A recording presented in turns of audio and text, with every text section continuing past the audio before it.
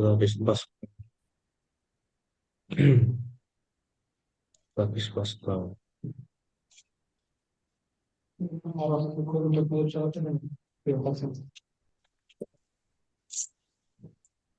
Kan prezentasyonumuz nereye gitti şimdi?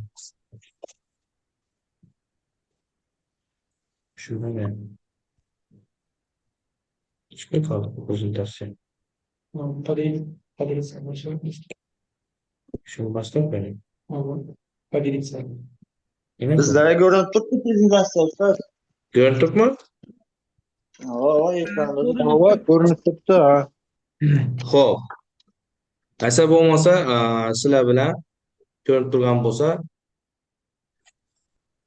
birinchi demak, fizika fani to'g'risida tushunchalar bilan tanishib chiqamiz. Fizika fani tabiatni o'rganuvchi fan hisoblanadi.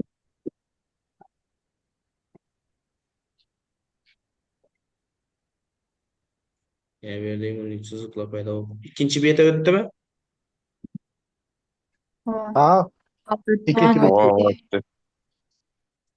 Ha, o'tdi. Xo'p, yaxshi. Demak, fizikani demak, fanni o'rganish jarayonida biza asosan 6 bo'lima bo'lib o'rganamiz fizikani.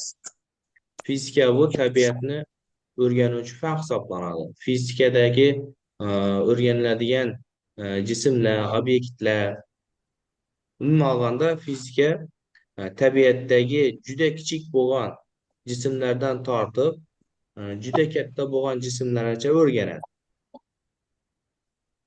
Masalan, atomlar, atomni ichidagi demak yadrolar, yadroning ichidagi mayda zarrachalar, e, molekulalar, jismlar, turli o'lchamdagi jismlar va hattoki koinotdagi katta-katta demak sayyoralar, planetalar, galaktikalargacha bo'lgan demak butun bir demak tabiatni o'rganuvchi fan desak ham bo'ladi fizikani.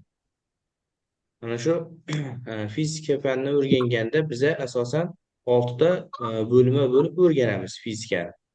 Birinchi mexanika bo'limi, ikkinchi molekulyar fizika va termodinamika bo'limi, uchinchi elektrodinamika bo'limi, to'rtinchi optika bo'limi, beshinchi kvant fizikasi va oltinchi atom va yadro fizikalarini bo'lib o'rganamiz. Endi mexanika bo'limida biza jismlarni harakatlarini o'rganamiz. Harakatlarni ham 3 xil ko'rinishda o'rganib chiqamiz. Birinchi demak, hech qanday kuchlar bo'lmagan holatdagi harakatlarni o'rganib chiqamiz. Buni kinematika bo'limi o'rganadi. Ikkinchisida kuchlarning ishtirokidagi jismlarning harakatlarini o'rganamiz. Buni dinamika bo'limi o'rganadi va uchinchisida jismlar muvozanat holatlarini o'rganamiz. Nima uchun jismlar muvozanatda turadi degan savollara demak statika bo'limi javob beradi. Ana undan keyin ikkinchi bo'lim molekulyar fizika bo'limida jismlarni asosan 3 xil agregat holatlarini o'rganib chiqamiz. Masalan, bular nimalar? Gazlar, suyuqliklar va qattiq jismlarni biza demak mana shu moddalarni agregat holatlari deymiz. Shu agregat holatlarini demak molekulyar fizika fanida batafsil o'rganamiz ekan. Ya'ni moddalar nimalardan tashkil topgan, ularning tarkibida qanday jismlar bor yoki qanday zarrachalar bor, shu narsalarni demak biza batafsil molekulyar fizika bo'limida o'rganamiz. Bundan tashqari molekulyar fizika bo'limida termodinamik hodisalarni ham o'rganib chiqamiz. Issiqlik hodisalari, qaynash, bug'lanish, kondensatsiya bo'lish, yonish, erish, qotish degan jarayonlarni ham biza demak molekulyar fizika fanida o'rganamiz ekan. Keyingi bo'limimiz bu elektr va magnetizm bo'limi, ya'ni elektrodinamika deyiladi qisqacha. Ana shu elektrodinamika bo'limida biza demak nimalarni o'rganamiz? Asosan demak zaryadlangan zarrachalarni harakatlarini, o'zaro ta'sirlarini o'rganib chiqamiz. Buni ham bir nechta qismlarga bo'lib o'rganishimiz mumkin. Masalan, elektrostatika, o'zgarmas to'q, o'zgaruvchan to'q, ana magnit o'tgandan keyin magnit, uning xossalari, dvigatellar turli xil demak o'zgaruvchan to'q qanday hosil qilinadi, generatorlar shular to'g'risida demak elektr va magnetizm bo'limida demak tanishib chiqamiz ekan. Damla Mana undan savollar ketadi. keyingi Siz aytgan narsalar ko'rsatamiz ekranda. tushunmadim. Siz aytib turgan narsalar ekranda ko'rsanmizku. Boshlashdan ma'ruza rejasi chiqib turibdi. Boshqa narsa chiqmayapti. Hali shu betdan keyingi betga o'tmadimi? Shu ma'ruza Yo'q, rejasini o'tmadi. tushuntirib turibman. Yo'q, keyingi betga o'tgani yo'q hali. Ma'ruza rejasi turibdi. Keyingi betga o'tmadim. Ma'ruza rejasini. Yo- Prosta man sizlarga Yetar. fizika fanini umumiy demak nimalar borligini aytib turibman. Nimalardan iborat ekanligini fizika fanini aytib turibman. Hozir talabalarning ichida boshqa viloyatlardan ham bormi talabalar? Ha, Surxondaryo viloyatidan. Ha, bor, bor, bor. Qashqadaryo viloyatida ham Ha, borman. men faqat Xorazmmi deb o'ylabman. Shunga Xorazmcha Andijon hamma viloyatdan bor. Ha.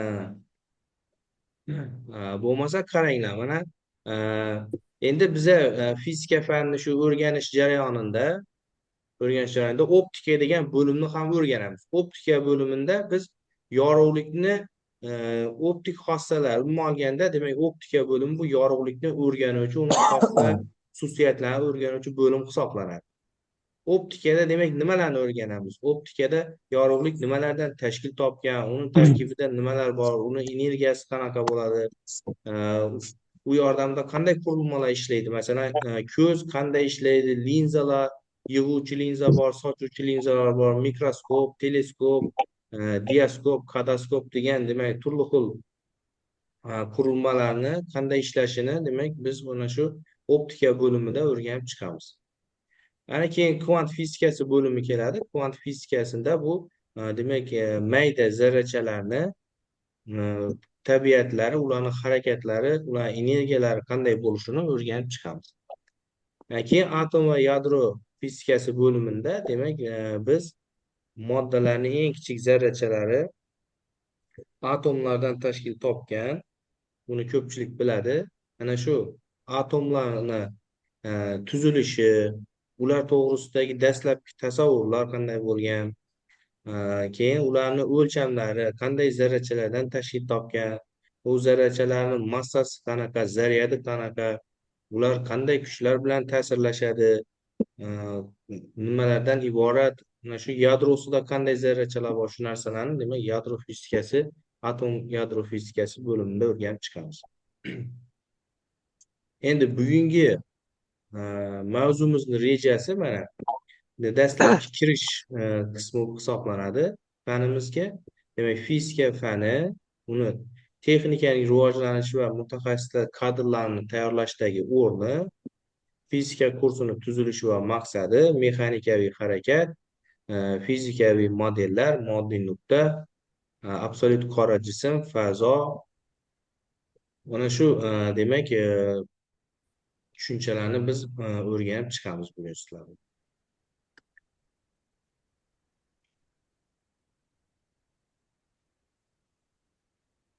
Xo'p. O'tdimi keyingi betga? Ha, o'tdi. Ha, o'tdim. Demak, Tamam. fizika fani, mana fizika fani tabiat hodisalarini, oddiy va umumiy Tamomlash qonuniyatlarini, savolim bor edi. moddalar tuzilishi va xususiyatlarini, barcha harakat qonuniyatlarini o'rganish fan. Hozir aytganimdek, demak, fizika fani demak tabiatni o'rganuvchi fan hisoblanadi. Tamomlash savolim bor edi. Bering. Daftar tutib bu ko'rinib turgan smayflarni yozib olish kerakmi? Slaydlarnimi? Albatta. Yozish kerak. Kerakli joylarni yozish kerak. Men hozir demak, yani bu joyi yodingizda qoldi, to'g'rimi? Fizika fani demak tabiatni o'rganish fan ekanligi yodingizda qoldi, to'g'rimi? Ha. Xo'p, endi keyingi nimaga o'tamiz yani? Keyingi slaydda bu umumiy tushunchalarni demak yodingizda saqlab qolishga harakat qilinglar. Endi qaranglar, masalan, fizika fanining amaliyotda qo'llanilishi deydi. Demak, fizika fani e, boshqa fanlar bilan ham o'zaro demak aloqada bo'ladi. Masalan, elektrotexnika fani, radioelektronika, mashina va mexanizmlar, quyosh energetikasi, telekommunikatsiya va radioaloqa, energetika, nanotexnologiya, mikroelektronika fanlari bilan ham o'zaro chambarchas bog'liq hisoblanadi fizika fani. Ya'ni umuman olganda fizika fani bugungi kunda shuningdek jarayoni yetib keldi.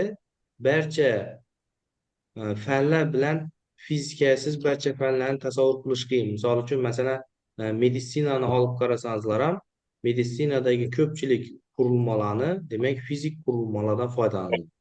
Yoki oddiy uyali aloqa telefonini qarasangizlar ham, bularni barcha demak ichi tuzilishi, undagi demak qurilmalar, ichindagi qurilmalar, ekrani, uni zaryadchiklari hammasi demak fizika qonun qoidalari asosida yaratilgan va fizik olimlar tomonidan ixtiro qilingan qurilmalar hisoblanadi. Elektromobillarmi yoki avtomobillar, bular hammasini demak fizik olimlar, fizik injenerlar ixtiro qilgan.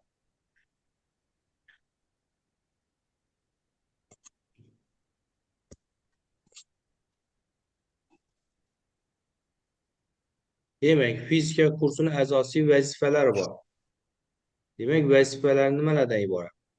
Demak, bo'lajak muhandislarning texnikaga tegishli ma'lumotlar oqimida yo'nalish olishlariga imkon beruvchi va fizik prinsiplardan o'zlarining ixtisosli sohalarida foydalanish imkoniyatlarini ta'minlovchi nazariy tayyorlanish asoslarini yaratish. Ya'ni fizika bilan demak informatika fani ham o'zaro bog'lanadi. Hozirgi kunda robotlar ixtiro qilinib turibdi. Yoki bo'lmasa mana sun'iy intellektlar yaratilib turibdi. Bularni demak ishlatish uchun albatta fizikani ham bilish kerak. Chunki u yerda demak masalan oddiy bir robotni olib qaraydigan bo'lsangizlar, demak uni ishga tushirish uchun dasturdan foydalanish kerak. Ana shu demak dastur va qurilmani o'zaro integratsiya qilgan holatda ishlatish uchun albatta fizikani tushunish kerak. Masalan, kompyuterni ikki xil bo'lakka bo'lsak bo'ladi. Dasturiy ta'minoti bor. Uni demak qattiq deb aytiladi. Qattiq qismlari bor. Bu esa uni ichindagi tranzistorlar, uni ekrani, uni zaryadchiklari, demak ana shu narsalar o'zaro kelishgan holatda ishlashi uchun demak dasturchi albatta uni fizikasini ham bilishi kerak. Shuna qarab demak yangi dasturlar, yangi demak qurilmalar yaratiladi. Endi keyin kelajakda muhandislik masalalarini yechishga yordam beruvchi fizikaning barcha sohalarga tegishli aniq masalalarni yechish usullari va ko'nikmalarini o'zlashtirishi kerak.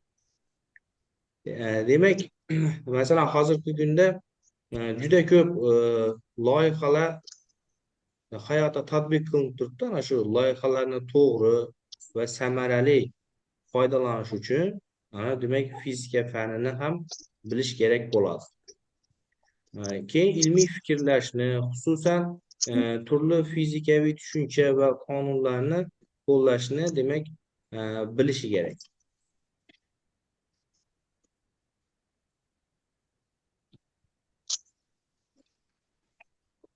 Endi demak fizikani birinchi bo'limi mexanika bo'limi hisoblanadi. Mexanika bo'limi bu demak jismlarni harakatini o'rganadi. Bu o'zi tarjima qiladigan bo'lsak, mashinalarni o'rganaman degan ma'noni bildiradi.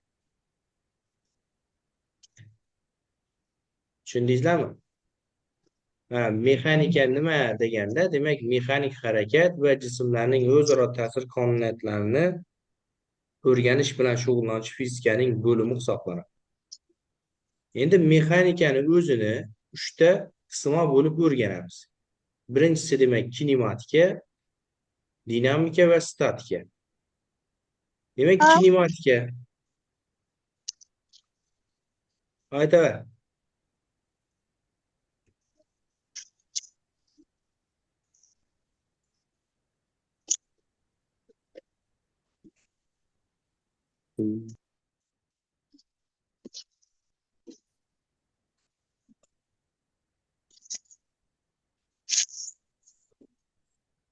Ha, ustoz so'rayver.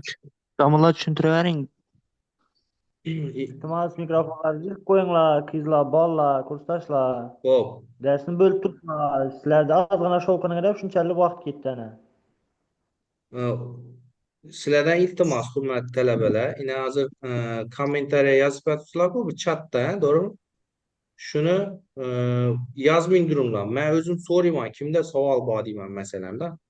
Shu vaqtida yozasizlar, yaxshimi? Yaxshi. Chatni yozmang, chatni o'chiringlardan darsga quloq solib yaxshilab eshitib o'tiringlar. Gerekli joylarni yozib olishga harakat qilinglar, gerekli joylarni. Men bu prezentatsiyani sizlarga tashlab beraman. Shundan yozsangizlar, yozgan vaqtlaringizda ham yodlaringizda qoladi. Ya bo'lmasa diqqat bilan eshitib o'tirsangizlar, ham yodlaringizda qoladi. Tushundingizlarmi? Tushundik, domla. Tushunarli. Xo'p, demak, ina mexanikani demak o'zini mexanika bo'limini o'zini 3 ta bo'lakka bo'ldik. Kinematika, dinamika, statikaga bo'ldik. 3 ta bo'lakka bo'ldik. Kinematika jismlarning harakatini o'rganadi. Faqat kuchlarni hisobga olmasdan o'rganadi. Kuch degan tushunchani kinematikada ishlatmaymiz. Misol uchun jism o'ng tomonga harakatlandi, tepaga harakatlandi, pastga harakatlandi yoki burchak ostida harakatlandi deb aytiladi. Lekin u qanday kuch ta'sirida harakatlanganini kinematika bo'limida demak biz aytmaymiz, faqat harakatini o'rganib ketaveramiz. Endi dinamika bo'limiga kelganda, dinamika bo'limida biz jismlarning harakatini o'rganamiz, lekin kuchlarni hisobga olib o'rganamiz. Misol uchun jism o'ng tomonga 5 newton kuch bilan tortib ketilyapti va u qandaydir bir masofani bosib o'tsa, uni tezlanishi qanday bo'ladi yoki uni massasi qanday bo'ladi degan savollarni demak biz mana shu dinamika bo'limida o'rganamiz. Kuchlarni o'rganamiz. Qanday kuchlar bor? Tortishish kuchi, ishqalanish kuchi, gravitatsiya kuchi, elastiklik kuchi bor. Mana shu kuchlarni demak o'rganib chiqamiz. Keyin statika bo'limida jismlarning muvozanat holatlarini o'rganamiz. Jismlar nima uchun muvozanat turibdi? Misol uchun mana telefonni stol ustida qo'yadigan bo'lsak, telefon stol ustida muvozanatda turadi. Nima uchun muvozanatda turibdi degan savolga statika bo'limi javob beradi.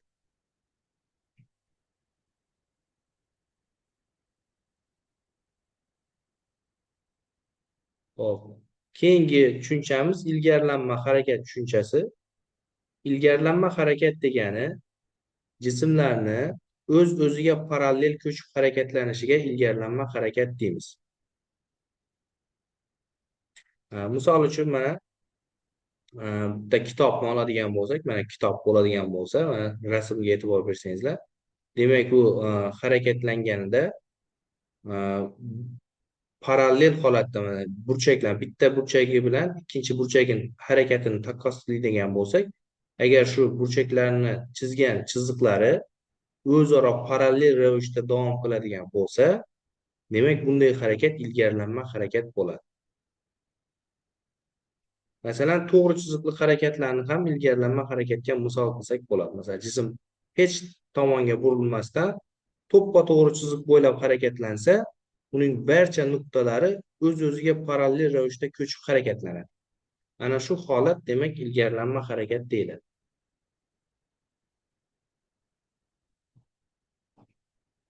Endi keyin harakatlarning boshqacha turlari ham bor. Tebranma harakatlar degani ham bor. Demak, tebranma harakat mana tebranma harakatlar qanday tebranma harakatlar bor? Biz endi ko'p kuzatamiz. Prujinaga jismni osib qo'yadigan bo'lsak, u demak tebranma harakat qiladi. Yoki bo'lmasa ipga sharchani bog'lab, demak uni tebrantirsak, u ham tebranma harakat qiladi. Mana shunday demak deyarli davriy ravishda takrorlanib harakatlanadigan demak jismlarga ular tebranma harakatlanyapti deb qaraymiz. Keyin aylana bo'ylab harakatlar mavjud. aylana bo'ylab harakat qilgan, misol uchun yerning aylanishini olishimiz mumkin.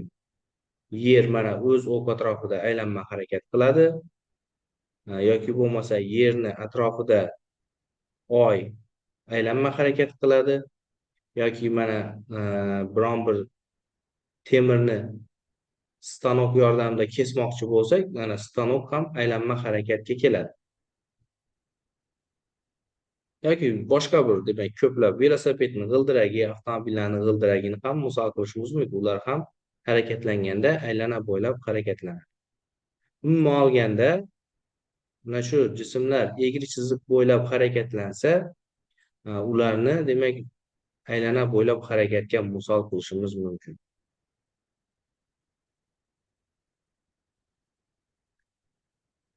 Xo'p, endi klassik mexanika va relativistik mexanika degan tushunchalar mavjud.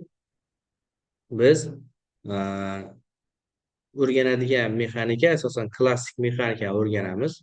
Klassik mexanikada jismlar yorug'likning vakuumdagi tezligidan juda kichik bo'lgan tezliklarda harakatlanadigan jismlarni o'rganamiz. Yorug'likni vakuumdagi tezligi 3/8 metr sekundga teng, ya'ni 300.000 kilometr taqsim sekundga teng bo'ladi.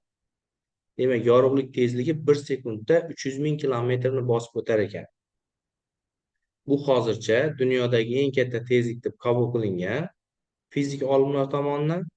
Endi biz hozir sizlar bilan o'rganadigan mexanika, demak, ana shu tezlikdan juda kichik bo'lgan tezlikda harakatlanuvchi jismlarni o'rganamiz. Demak, shu ikki xil mexanikaga bo'lamiz ekan. Klassik mexanika va relativistik mexanika. Klassik mexanikada yorug'likni vakuumdagi tezligidan juda kichik bo'lgan tezlikdagi harakatlanuvchi jismlar o'rganiladi.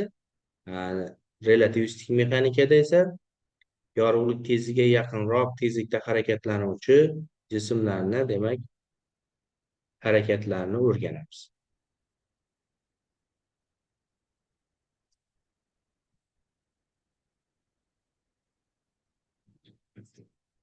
Xo'p, endi ana shu relativistik mexanikani Albert Einstein kashf qilgan 1905 va 1914-yillarda o'zining maxsus nisbiylik nazariyasi asosida yaratgan. Demak, ana shu yorug'lik tezligiga yaqin tezliklarda harakatlanuvchi makroskopik jismlar deyiladi, ya'ni o'lchami kichikroq bo'lgan jismlarning harakatlari. Misol uchun molekulalar, atomlar, ularning ichidagi turli xil zarrachalar yoki yorug'likni zarrachalari, mana shunga o'xshagan zarrachalarni o'rganuvchi fan hisoblanadi. Bu yerda demak maxsus nisbiylik nazariyasidan foydalanamiz. Buni demak Albert Einstein mexanikasi deb ham aytiladi. Buni hali keyinroq o'rganamiz. Hozir klassik mexanikani o'rganib turamiz. Keyin kvant mexanikasi degan mexanika ham mavjud. Kvant mexanikasi deyiladi. Bu kvant mexanikasida mikroskopik jismlarning, masalan, molekulalar, alohida atomlar, elementar zarrachalarning harakatlarini, atom va molekulalarning tuzilishini va xususiyatlarini ifodalaydi.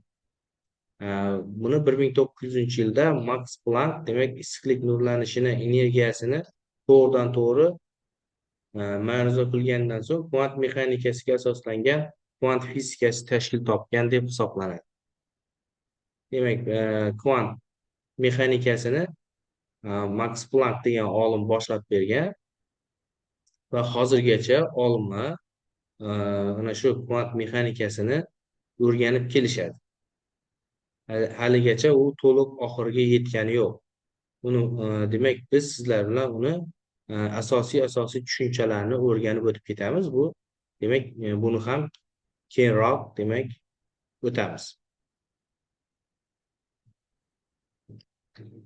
Endi asosiy birliklarga keldik. 1960-yilda butun dunyo olimlarining katta konferensiyasi bo'lgan ana shu konferensiyada asosiy 7 ta birlik qabul qilingan. Ya'ni dunyoni turli mamlakatlaridagi fizik olimlar turlicha birliklarda o'lchash ishlarini olib borishgan. Natijada olimlar orasida tushunmovchiliklar kelib chiqqan. Shu sababli barchasi bir joyga yig'ilib, katta konferensiya qilib, demak, butun dunyo uchun bir xil birlik tizimiga o'tib olishgan. Bu xalqaro birliklar tizimi yoki xalqaro birliklar sistemasi deb yuritiladi. Demak, bu sistema qanday birliklardan tashkil topgan? Birinchi birligimiz uzunlikni birligi, ya'ni metr. Demak, misol uchun uzunlikni kilometr, santimetr, detsimetr, millimetr degan birliklar ham mavjud, lekin biz demak asosiy birlik sifatida metrni qabul qilamiz. Agar biron bir narsani hisoblamoqchi bo'lsak, u bizga kilometrda berilgan bo'lsa, uni biz albatta metrga o'tib hisoblashimiz kerak bo'ladi. Yoki biron bir joyga maqola yozmoqchi bo'lsak, demak biz o'zimizni demak birligimizni emas, demak metrdan foydalanishimiz kerak bo'ladi. Endi keyingi birligimiz bu massani birligi. Massani birligi kilogramm deb yuritiladi. Keyingi birlik vaqtni birligi. Vaqtni birligi demak sekund. Keyingi demak elektr tokini birligi, ya'ni tok kuchini birligi deyiladi. Bu amper. Amper degani bu olimni ismi. Shuning uchun uni katta harf bilan yozishak. Bu yerda hozir kichkina bo'lib qolibdi. Ya'ni ingliz fizikini ismi hisoblanadi. Amper katta harf bilan yozish kerak shuning uchun.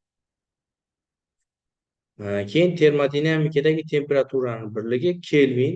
Mana bu to'g'ri yozilgan. Kelvin ham odamning ismi, shuning uchun katta harf bilan yozilgan. Mana Kelvin bo'ladi. Modda miqdorining birligi mol. Keyin yorug'lik kuchini birligi kandela. Kandil degan so'z mana shu kandela degan birlikdan kelib chiqqan. Ya'ni yorug' degan ma'noni bildiradi. Shuning uchun yorug'lik kuchini birligi kandela deb o'rganamiz.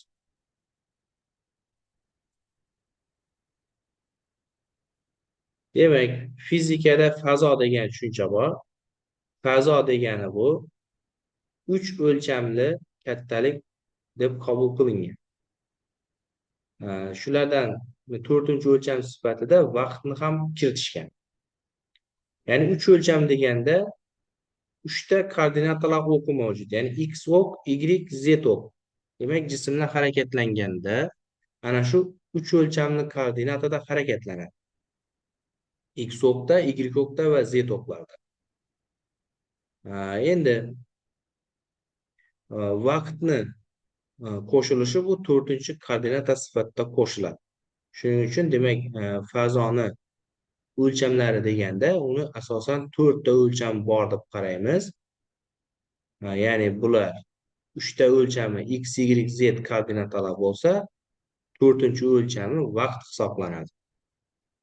Vaqt ham hech demak qonuniyatga bo'ysunmasdan bir xilda o'taveradi. U misol uchun yong'in bo'lib turganda yoki yomg'ir yog'ib turganda yoki bo'lmasa qayerdadir avtomobil harakatlanib turganda boshqacha bo'lib o'tmaydi. Demak, hamma joyda bir xil tezlikda, bir xil demak harakatlanadi. Shuning uchun uni ham o'lcham sifatida qabul qilingan. Uzilma jismlarning harakatini o'rganganimizda bizga asosan shu o'qlar, ya'ni x, y, z o'qlari va vaqt bo'lsa, demak biz uni jismni qayerda harakatlanib qolayotganini va qanday tezlik bilan harakatlanayotganini yoki qanday tezlanish bilan harakatlanayotganini u ma'lum bir vaqt oralig'ida qancha masofani, ya'ni necha metr masofani bosib o'tganligini aniqlay olamiz. Mana shu 4 ta demak kattalik yordamida.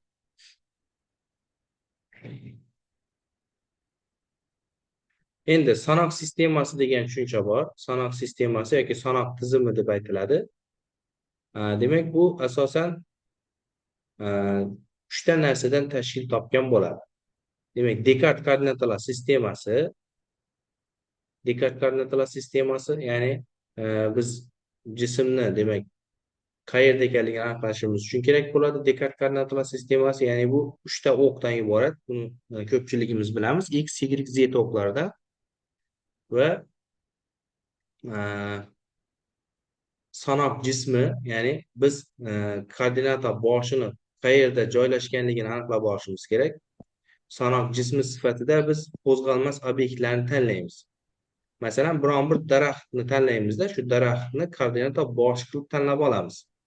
Va shu daraxtdan o'ng tomonga musbat o'qlarni son o'qini, chap tomonga manfiy son o'qlarni joylashtirsak, demak biz mana shu X, Y, Z o'qlarini shunday qilib joylashtirib olsak bo'ladi. Keyin vaqtni o'lchaydigan qurilma kerak bo'ladi. Ya'ni misol uchun sekundomermi yoki soatmi, misol uchun shunga qarab jismni harakatini o'rgansak bo'ladi. Yani jism misol uchun koordinata boshidan necha metr masofada turganini aniqlab olamiz va undan keyin jism harakatlansa sekundomerni qo'shamiz va ma'lum bir vaqtdan keyin necha metr masofaga borganligini shu orqali o'lchaymiz va natijada uni harakatlanish tezligini yoki tezlanishini aniqlasak bo'ladi. Endi mana Dekart koordinatalar sistemasini qaraydigan bo'lsangizlar, demak mana boya aytganimdek 3 ta o'qdan iborat bo'ladi. Mana Z, X va Y o'qlardan iborat bo'ladi. Mana shu M nuqtani kuzatadigan bo'lsak, demak bu M nuqtamizni 3 ta o'qda demak koordinatalari bo'ladi. Ya'ni X, Y, Z bo'ladi. Ya'ni misol uchun 2, 3, 4 deyilgan bo'lsa, qovusning ichida yozib qo'yadi. Demak bu X2, Y3, Z4 degan ma'noni bildiradi. Endi buni yana vektor bilan ham ifodalash mumkin. M nuqtani mana R vektor bilan ham ifodalash mumkin. Ya'ni koordinata boshidan shu nuqta joylashgan demak masofa, mana shu masofa bu radius vektor deyiladi. Koordinata boshidan shu nuqtagacha bo'lgan mana shu masofani qaraydigan bo'lsak, shuni radius vektor deb olamiz. Mana shu demak radius vektorni kichkina r yoki katta r bilan ham belgilash mumkin. Vektorlarni belgilaganda ustiga strelka belgisi qo'yib qo'yiladi. Mana o'ng tomonga yo'nalgan strelka qo'yilsa, demak siz bilishingiz kerak bu qandaydir bir vektor ekanligini. Masalan, r o'rnida a turgan bo'lsa a vektor yoki b turgan bo'lsa b vektor deymiz. Mana bu yerda hozir r turibdi, demak r vektor deb o'qiymiz buni o'qiganda.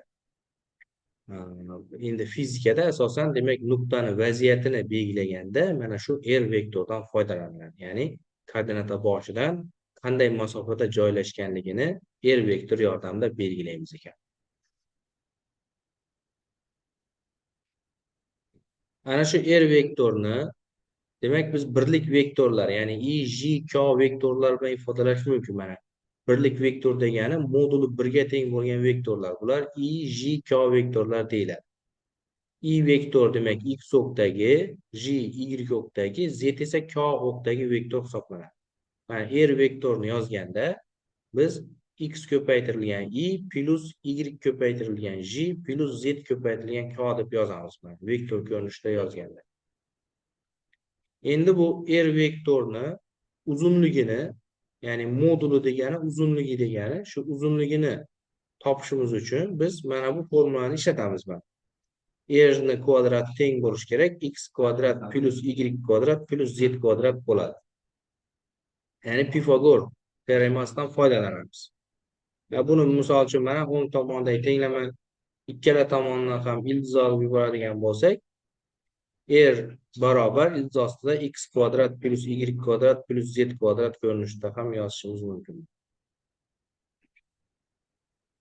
Masalan, bizga mana shu m nuqtani koordinatalari berilgan bo'lsa, m nuqtani koordinatalari misol uchun 1, 2, 3 deb berilgan bo'lsa, demak shu 1 degani x bo'ladi, 2 degani y bo'ladi, 3 degani z bo'ladi. Mana shu demak shu x, y, zlari yordamida biz mana shu r ni uzunligini, ya'ni mana shu m nuqta koordinata boshidan necha metr masofada joylashganligini aniqlay olamiz.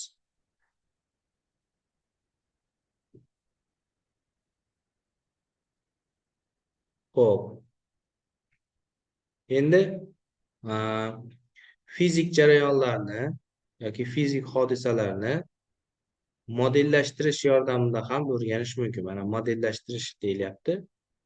Hozir biz misol uchun tenglamalar yoki bo'lmasa qandaydir bir e, e, amallar yordamida o'rganadigan bo'lsak, bundan tashqari mana kompyuter modellari yordamida ham o'rganish mumkin.